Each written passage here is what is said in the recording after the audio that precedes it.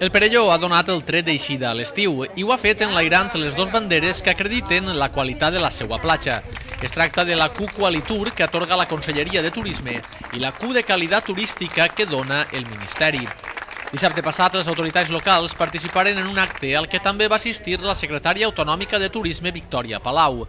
La platja del Perelló compta enguany amb passarel·les rígides i desmuntables, noves papereres, una àrea biosaludable, una biblioplatja, un quiosc, una zona de pícnic i elements com ara fonts i bancs. La secretària autonòmica va destacar la inversió de la Generalitat, que va xifrar en 156.000 euros.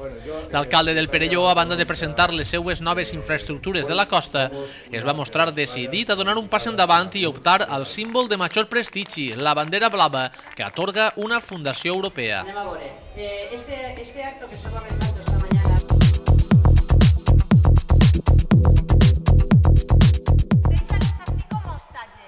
El taller municipal de teatre de Sueca ha tancat el curs 2009-2010, representant fins en 4 ocasions la mostra d'adults titulada No a la guerra. Al Bernat i Baldoví es succeïren les funcions des del dijous passat i fins ahir diumenge. Centenars de persones han comprovat els avanços d'estos aficionats al teatre, que durant mesos han après sota la direcció de Carles Rollo. Mai per afroditar, sinó debades sobre un contingut qualificatiu d'inconquistables i roïnes.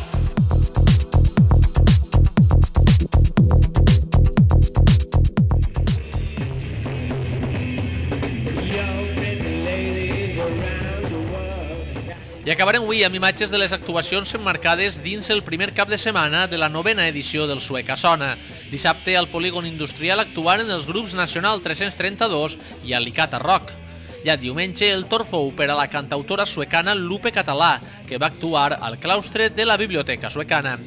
Acabem, tornem a més notícies el pròxim dimecres. Bona vesprada.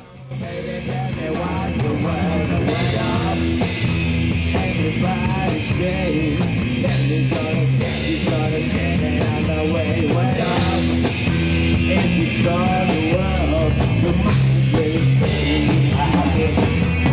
It's such a easy, it's really a drive. It's got to be a reason how you go with your wife. Why the food on the head, and your eyes ready to, that's the way.